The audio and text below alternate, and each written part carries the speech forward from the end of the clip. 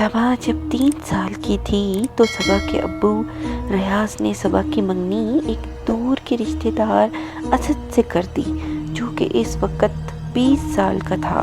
पर रियाज के बकौल मर्द कभी बूढ़ा नहीं होता। किसी को इस रिश्ते से कोई एतराज नहीं था। सबा की माँ भी सीधी थी। सबा 12 साल की हुई तो बाप को शादी की जल्दी पड़ने लगी। इस दिन भी रियाज सबा की माँ से कह रहा था कि सबा के मंगेतर को पैगाम भिजवाया। अपनी जोरू को और कितना बोझ बनाएगा मुझ पर। रियाज आप समझे इस बात को, सबा को देखे तो सही कमज़ोर कितनी है। हमारे घर ना इतना कुछ खाने को आता है कि इसे अच्छा खिलाएं। कभी कम से कम 15 की तो होने दे, कहीं मर मरा ना जाए। माँ हूँ, डरती हूँ, फिया ने कहा।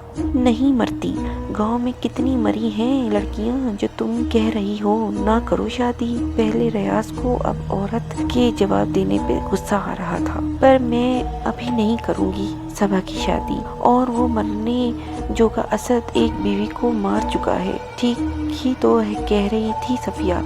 पर इस बार शायद रियाज का फैसला अटल था। है कहाँ तेरी बेटी? वो अपनी दोस्तों के साथ गई है, बता कर गई है। 12 साला सबा नहर के पास आंख मिचोली खेल रही थी।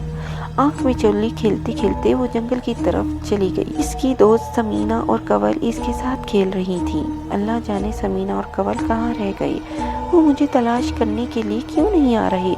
सबा थोड़ी देर बाद सहेलियों को आवाज़ देने लगी, पर समीना और कंवल पहले ही घर जा चुकी थी। जैसे अच्छे और बुरे इंसान होते हैं, वैसे अच्छे और बुरे जिन्नात भी होते हैं। ऐसी ही स्याह सूरज लेकर वो दिन सबा के लिए चढ़ा था, जब गांव के करीब ही जंगल में कुछ जिन्नात ने बसेरा किया। वो अपने कबीले से भाग कर आए थे, क्योंकि इन जिन्नात के गुनाहों की इतनी लंबी लिस्ट थी जिसमें हर तरह का गुनाह मौजूद था, और जिस लिस्ट में एक गुनाह का इजाफा और होने वाला था। समीना, अरे समीना कहाँ रह गई है तू?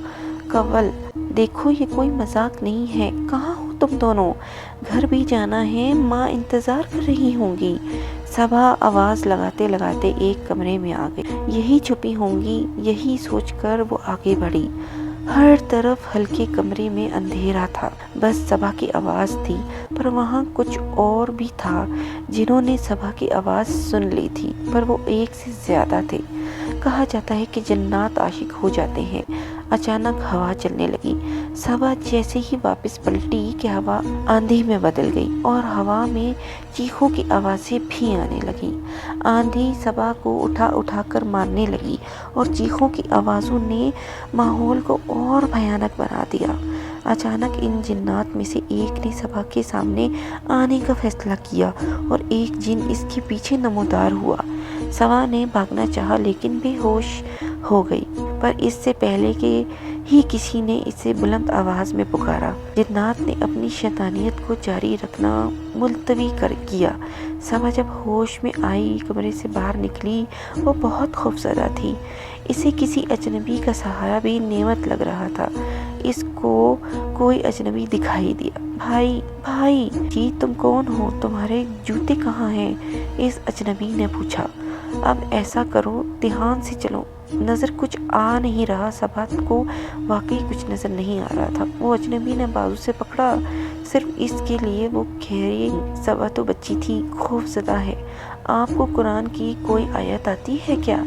नहीं, मेरे अब्बू कहते हैं पढ़ लिख के क्या करेगी, पर हाँ, मैंने अपनी अम्मी से पहले 2 कलमे सीखे हैं, सुनाऊं?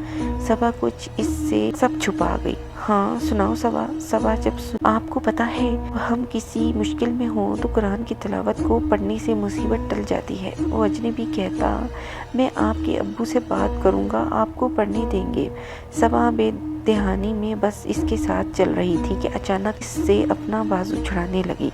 वो अजनबी देख के बहुत डर गया, क्योंकि इसने बेदहानी में सबा का हाथ मजबूती से पकड़ा था। घर जाकर इस अजनबी ने सबा के अब्बू से बात, आप इस बच्ची को पढ़ने दें। रियाज चिल्लाया, बात सुनो, तुम्हारा इतना शुक्रिया कि तुमने मेरी बच्ची को घर लेकर आए हो। औरत जात है, घर बैठा के रखिया, इसलिए मैं आप इसकी शादी कर दूं। वो छोटी है। वो अजनबी आदमी डर गया कि इस कर दे।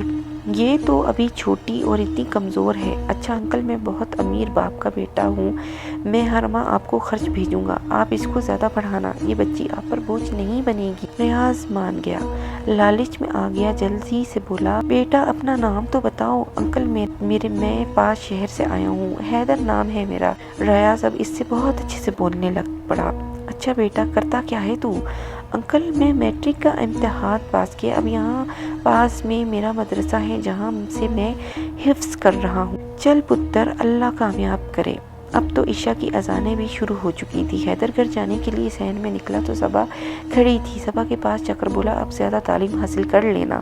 وہ دروازے سے نکل گیا، پر حیدر نہیں جانتا تھا کہ صبا کی قسمت میں اب پڑھنا نہیں، وہ شیطانی جنات ہیں۔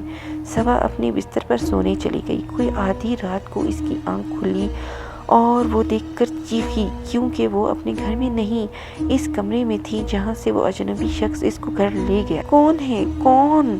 صبا ڈر ڈر کے بولی، میں یہاں کیسے آئی؟ پر وہاں خوف اور چیخوں کے علاوہ اور کچھ نہیں تھا۔ اس کی آنکھوں سے آنسو نکلنے لگے۔ آج یہ صبا کی بہت مشکل رات تھی۔ دوسری طرف حیدر سوچا کہ میں رات کو ٹیوشن بچوں کو پڑھا لیا کروں گا۔ وہ یہ بھی نہیں جانتا تھا کہ صبا کے پاپا کو ایک بڑی رقم ہر ماہ پہنچانی ہوگی، تبھی اس کا منہ بند رہے گا، نہیں تو وہ صبا کی شادی کر دے گا۔ حیدر بہت بے چینی محسوس کر رہا تھا اور دعا کر رہا تھا، اللہ سب بہتر کرے۔ صبح کو صبا کے گم ہونے کی خبر پورے گاؤں میں پھیل گئی۔ گاؤں کے سبھی لوگ بچی کی تلاش میں لگ گئے۔ جنگل کے وہ کمرے میں بھی کئی بار جا کے دیکھا گیا، پر صبا کہیں نظر نہیں آئی، پر کوئی پتہ نہ چل سکا۔ گھر کا دروازہ بھی اندر سے بند تھا اور ایک چھوٹی بچی سوئی بیڈ سمیت دیوار سے کیسے جا سکتی تھی؟ بس بچی جیسے غائب ہو گئی تھی۔ صبا کی ماں بھی رو رو کے پاگل ہو رہی تھی۔ گاؤں والے بھی باتیں کرنے لگے کہ بھاگ گئی ہوگی، اغوا ہو گئی ہوگی۔ صبا کو ہوش آنے تک پھر سے رات ہو چکی تھی۔ جب اس کو ہوش آیا، اس کے سامنے پانی اور کھانا پڑا تھا۔ معصوم بچی تھی۔ کھانا کھا کے ہی اس نے ارد گرد کا جائزہ لیا۔ کھانا کھا کے صبا کچھ بہتر محسوس کر رہی تھی، اس لیے اس نے دوبارہ آواز دینا بھاگتی رہی کہ شاید کوئی راستہ مل جائے، پر اس کی ساری کوششیں بیکار تھیں۔ تبھی ایک جن اس کی جانب آتا دکھائی دیا اور وہ بالکل سامنے آ کر کھڑا ہو گیا۔ اس کا جسم نہ تو انسان جیسا تھا نہ ہی جانور جیسا، ہاتھ پاؤں انسانوں جیسے تھے اور باقی جسم پر بالے سیاہ بال تھے۔ صبا اسے دیکھ کر بہت خوفزدہ ہو گئی۔ جن نے کہا، میں تیرا عاشق، اس نے بہت نفرت سے کہا اور ہنسنے لگا۔ بے فکر رہ، میرے دوست بھی تیرے عاشق ہیں، وہ بے ہودہ انداز سے بولا، پر صبا کو سمجھ نہیں آئی۔ دیکھو مجھے گھر چھوڑاؤ، میرے اماں ابا انتظار کر رہے ہوں گے، دوسرا شیطانی جن بولا جو بھی سامنے نہیں آیا تھا۔ دیکھو ڈرو مت، تم تو ہمارا کھلونا ہو، تمہیں ماریں گے نہیں، ہم تجھ سے کھیلیں گے۔ جب تک ہم یہاں ہیں تجھے یہیں رہنا ہوگا اور ہمارا یہاں سے جانے کا کوئی ارادہ نہیں ہے۔ اس کے بعد باقی دو جنات بھی آ گئے۔ چل اب زیادہ شور نہ کرنا، آخر الفاظ جو وہ سن سکی۔ جنگل سے دور کہیں سے آتی ہوئی چیخوں کی آوازیں بہت ڈرانی، کچھ وقت بعد چیخوں میں طوفان کی آوازیں بھی شامل ہو گئیں۔ گاؤں کے سبھی لوگ گھروں سے نکلے، کوئی ایک جانب دوڑتا تو کوئی دوسری جانب۔ ایک شخص جنگل کی طرف بھی نکل پڑا۔ جنگل کے اندر پہنچ کر اس نے صبا کو بہت آوازیں دیں۔ صبا چیخی کہ میں صبا آپ کی آنکھوں کے سامنے ہوں، مجھے یہاں سے لے چلیں، مجھے گھر لے چلیں، پر وہ آدمی اس کے پاس سے گزر گیا جیسے سنا ہی نہ ہو۔ وہ آدمی بہت تلاش کے بعد واپس چلا گیا۔ سب گاؤں والے کہنے لگے صبا مر گئی ہے اور گاؤں پر کوئی مصیبت آ گئی ہے۔ پھر جنات نے صبا کو ایک تفریح کا ذریعہ بنا لیا۔ معصوم بچی ساری رات کی اذیت کے بعد بس موت کے قریب ہوتی تو کسی طرح اس کے زخم پھر سے سل جائے۔ صبا پر موت کو بھی تنگ کر دیا۔ اس کی حالت کافی نازک تھی۔ اس نے فیصلہ کیا کہ آج کسی بھی طرح جنگل سے نکلے، کمرے سے کمرہ، دیوار سے دیوار آتی رہی، پر باہر کا راستہ کسی جانب نہ تھا۔ وہ بنا دروازوں کے قید ہو چکی تھی۔ وہ جنگل اس کے گھر سے کچھ دور تھا۔ پورا دن کوشش کرنے کے بعد شام کو اسے بھوک نے ستایا تو ان جنات نے کھانا اس کے لیے لے دیا۔ میں یہ نہیں کھاؤں گی، مجھے جانے دو یہاں سے۔ रोज रोज तुम्हारे लिए इंसानी खाना नहीं ला सकते, यही खाएगी, हम भी यही खाते हैं। मैं ये नहीं, सबा ने बेबस होकर कहा, और इसके बाद इससे कुछ होश ना आया। सबा काफी ज्यादा बीमार और जख्मी थी। इसके जिस्म के कई हिस्से अंदरूनी जानिब से जख्मी थे। ज़ाहिरी कोई चोट नजर नहीं आती थी। सबा बस अब तकलीफ से निकलने के लिए मौत की दुआएं करती रहती। एक माँ, सबा मेरी बेटी की सहेली थी, मेरी बेटी जैसी। खुदा जाने इस मासूम बच्ची के साथ क्या हुआ है। मुझे डर लगता है मेरी बेटी भी कहीं एक दिन गायब ना हो जाए, इसलिए मैं गांव छोड़कर जा रहा हूँ। इसने भरी आंखों से जवाब। तू मत जा यार, मुझे तुझे रब दा वास्ता ऐसे छोड़ के मत जा, मुझे माफ कर दे रियाज, तुझे रब दा वास्ता जाने दे, नहीं तो इस वहशत भरे पिंड में हम मर जाएं। गाँव में चीखें सारी रात सुनाई देती हैं, और जब से वो गुमी है पूरा पिंड ही जैसे उजड़ गया है। सारी रात खौफनाक आवाजें आती हैं। कमरे में जाओ तो लगता है सहन से आवाज आ रही है, सहन में जाओ तो लगता है कमरे से आ रही है। हर तरफ रात खौफनाक तूफान आता है, हर रात मौत सा खौफ लाती है। मैं भी बेटियों वाला हूँ, मुझे जाने दे, ऐसे तो पूरा पिंड खाली हो जाएगा। इतना दर्द हर रात कोई कैसे सुन सकता और सह सकता है। रियाज ने कहा, काश मेरा भी बेटा होता तो आज ये मनहूसियत ना होती। खुदा जाने मर गई कहाँ गई, पूरे पिंड को मुसीबत में। रियाज को अभी भी बेटी पर गुस्सा आ रहा था। रब से डर रियाज, पूरा पिंड तेरी बेटी के लिए रो रहा है और तू है कि अभी भी जहालत में फंसा है। क्या करूँ, ढूंढ ढूंढ के थक गया हूँ, ना मिलती है और ना ही इसकी आवाज़ आना बंद होती है। रियाज भी बेटी के लिए परेशान तो था। जग्गा खुदा हाफिज कहकर चला गया। रियाज भी उठकर घर की तरफ आया। घर के दरवाजे पर डाकिया देखा। रियाज ने जब रकम देखी तो अच्छी खासी थी, जो कि पूरे घर के खर्च के लिए काफी थी। रियाज ने सोचा कि हैदर को इसके गुम होने की खबर ना ही मिले तो अच्छा। हैदर को 1 माह हो गया, इसे नौकरी भी मिल गई थी। वो सबा के अखराजात को पूरा करने के लिए ड्यूटी कर। सबा आज भी कोने में बैठी थी, जैसे चुप रही हो। इस 1 माह में सब कुछ बदल गया था। वो ना हो गई थी। इसे अंदाजा हो गया था कि अब इसे कोई नहीं ढूंढेगा। तभी इसके जहन में एक जुमला आया, सबा बच्चे अगर आप गिर जाएंगी। इसे अचानक हैदर का ख्याल आया तो वो बिल्कुल भूल गई। सबा 2 माह में ही सालों बड़ी हो गई थी। इसकी सोच बहुत पुख्ता हो गई थी। इसने ठान ली कि वो हिम्मत नहीं हारेगी। साथ में वो हैदर का इंतजार करने लगी, पर कोई और भी था जो उसका इंतजार कर रहा था। पर अफसोस इस बात से ना वाकिफ सबा किस हाल में है। हर रात एक इंतजार सबकी आंखों में होता, जब वो आसमान की जानिब देखती कि शायद कोई मौजज़ा हो कि मैं कब यहाँ से निकलूं। मज़ीद 4 साल गुजरने के बाद सबा को गुम हुए 5 साल हो गए। कई घर गांव के खाली हो गए। अब वही लोग रह गए जिनकी अपनी ज़मीन। बस सबा का किसी को कुछ पता ना चल सका। असद सबा का मंगेतर, जिसको सबा का बहुत इंतजार था, इसके जहन में एक सवाल था कि अगर सबा का पता चल जाए तो इसको कत्ल कर देगा। 5 साल बाद हैदर जब शहर से गांव आया तो इसने सबा के अब्बू से सवाल किया, किसी के साथ भाग गई है? अच्छा अंकल, आपने मुझे क्यों नहीं बताया? रियाज जल्दी से बोला कि तुम कैसे बताता, मेरे पास तुम्हारा कौन सा नंबर था? हैदर ने कहा, अच्छा अंकल आप सच बताएं, कहीं आपने उसकी शादी तो नहीं कर? तो उसने कहा कि नहीं बेटा, मैंने उसकी शादी नहीं की। कुछ दिन बाद हैदर बहुत बेचैन रहने लगा। इसको सबा के वालिद की कुछ बात हजम नहीं हो रही थी। वो गहरी सोच में था। अचानक से बिस्तर से उठकर वजू किया और जाए नमाज पर खड़ा हो गया। रात देर तक इबादत करता रहा और जाकर सो गया। अगली सुबह वो जल्दी से उठा, अम्मी को सलाम करके गांव की तरफ निकल गया और जल्दी से रियाज के पास गया और उससे कहा, अंकल प्लीज़ मुझे बता दे सबा कहाँ है? रात को ख्वाब में देखा है कि वो बहुत तकलीफ। जब हैदर ने कुछ रकम इसके बाप के सामने रखी तो बाप सब कुछ सबा गुम हो गई थी। 5 साल पहले जिस रात तुम चले गए थे, इसी रात वो गुम गई, बेड समेत, जबकि घर भी बंद था।